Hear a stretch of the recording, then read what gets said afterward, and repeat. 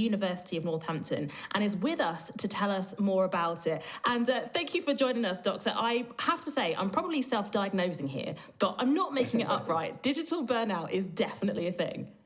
Oh, let me tell you, thank you so much for having me. It is very much a thing, and people don't realize how much, even just, we already know what FOMO is. You know what FOMO is? Fear of missing out. Mm-hmm. Imagine how much sadness that causes in us when we just can't find our phone and we don't know what's happened. We get burned out, let alone the responsibilities we have with work, with families, to be in touch and to sort of be always on. We have this always on culture. That's so true.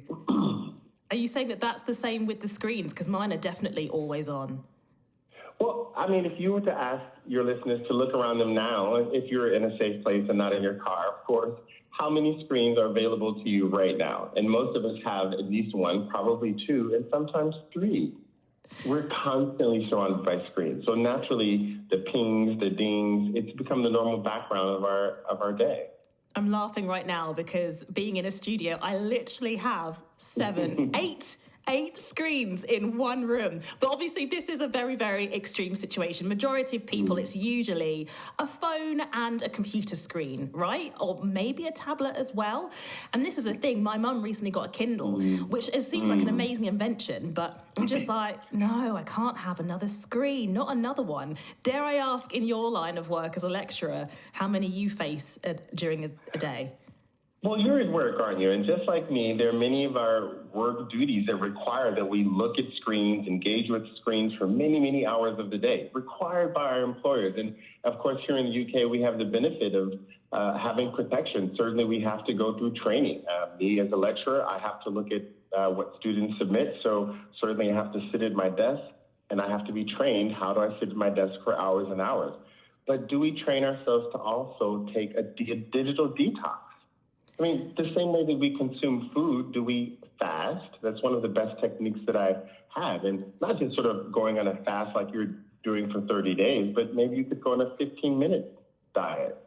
Put your phone in another room and put away all your screens and figure out what it is that you could do in that 15 minutes. And do that in incrementally longer periods, because we know that it's just that amount of light looking into our faces, staring into our screens, and my goodness, it's a black mirror, isn't it? I'm not disagreeing with you, Dieprie, but putting my phone away for 15 minutes, are you saying that just already made me feel like I've lost a limb or a child or something? When you're not at work, when you don't have an emergency, when you can really plan it out and say, you know what, I'm going to give myself 15 minutes to be with myself. And remember, your listeners were just talking about all the things that they could do. All your listeners named low-tech or no-tech activities. Oh, that's true. Including just self-care, taking care of yourself. Being with yourself is a form of self-care, isn't it? I suppose so, but I mean, whenever I'm by myself, a giant packet of salt and vinegar crisps appear, and I have a feeling that might not be healthy for my heart in the long term. But it certainly brings me joy right now, I'm not going to lie. But how do we find the balance? Because more of us are working from home, or just in general, a lot of us have to have equipment that requires screens. How do we find the balance between work and our digital detoxes? Well, this is, of course, the first step, is acknowledging that it's a thing. I mean, they say it in all forms of acknowledging an issue you'd like to look at, a problem you'd like to solve, a challenge you'd like to face, name it. For many people, this is an addiction. For some people, it's just an annoyance. But the problem is, even young people know that something's amiss. They know that something's wrong. Why are all the adults around me so distracted? Why aren't they paying attention to me? Why aren't they looking me in my eyes when I'm talking to them? Why do they refer to Google every time I ask a question? I mean, kids know something's up, and we know that something's up too. So I think naming it and just sort of being aware and taking stock. And of course, there are tools to take stock of how much time we spend on our screens. I'm certain that you, on your mobile gadgets, all of you out there, that you have screen time monitors. Apple has been very wonderful, Samsung, all of the manufacturers, but even the software, Instagram, I actually know for a fact that they have ways that you can monitor your screen time. So just building awareness. Don't punish yourself. don't hit yourself over the head and think, oh my gosh, I'm a screen addict, but take stock of what's there. How might we know that we're starting to experience digital burnout? What are the symptoms that we should be looking out for? Well, I mean, if you're thinking about it, yes. If you ever find that a mobile phone gets in the way of you and an actual face-to-face communication, being with someone, then you're probably starting to experience burnout. But of course, there are the physical symptoms. I mean, have you heard of tech neck? Oh my gosh. And as soon as you said that, I went, oh my God, that must be why my neck feels a little bit tense right now. Oh no, that's bad. Very embarrassing. So how many hours do we spend bent over looking at our phones, texting, typing on our phones, just bent over, literally crouched over? I'm so happy that I took modern dance because our modern dance teacher taught us how to literally bend our bodies into a C, like we're, trying to make our bodies into this shape that we end up sitting in, gravitating towards in our feet for hours and hours. And we know that's wrong. We know that's wrong. We shouldn't be sitting bent over, bad posture like that. So that's one of the symptoms that I think many of us see is the stress on our necks, our shoulders, our upper backs. And that obviously will have ramifications. It will have a ripple effect on our hips, our knees, because of course, how many hours do we spend scrolling?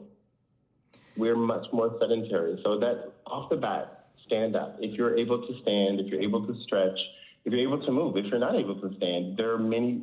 I tell my mother isn't able to stand. I tell her, Mom, we're going to do sitting Pilates. Sitting Pilates? Oh, Yes, is that when you're sort of at your desk and you start moving your legs and moving your arms and bits and bobs like that? Exactly like those videos they show in the airplanes, right? All those activities you can do them at your desk. Okay, so I start to incorporate some chair sitting down Pilates into my life, to turn off the phone, have a bit of a digital detox every now and then, even if it's in small increments.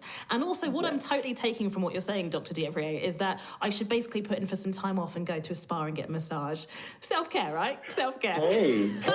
Hey, and you can even have a home massage. That's one of the ways. Be social. It's the whole reason we're so connected and so immersed in our technology is to connect and make some of these things social. Say, next time you get together with a friend, let's put our phones on the table together and let's have a certain amount of time where we don't look at them. Well, thank you very much for your insight and your expert opinion. I'm curious, what do you do for self-care? What's your one activity? Well, I have to admit, because I do spend a lot of time on my screen presenting and in meetings and in classes, I do like to take time to, listen to music. I am a huge fan of Nina Simone. You were playing, was it very nice. Play earlier? We were playing Feeling Good. It was Muse, but yeah, it was an original Nina Simone track, yeah. Yes. I love that, as I say, everything has a ripple effect. And so listening to music is a serious way that you can just allow yourself to be with yourself. And you can do that with people as well. And the other, of course, is skincare. Who doesn't love a good mask? I'm liking the excuses you're giving me to look after myself and treat myself to all those things. Exactly. Thank you very much, Dr. Dievrier, for giving us your insight there. And I do want to know what you do for self-care as well. If you sit with your cat, or as one of our members of Northampton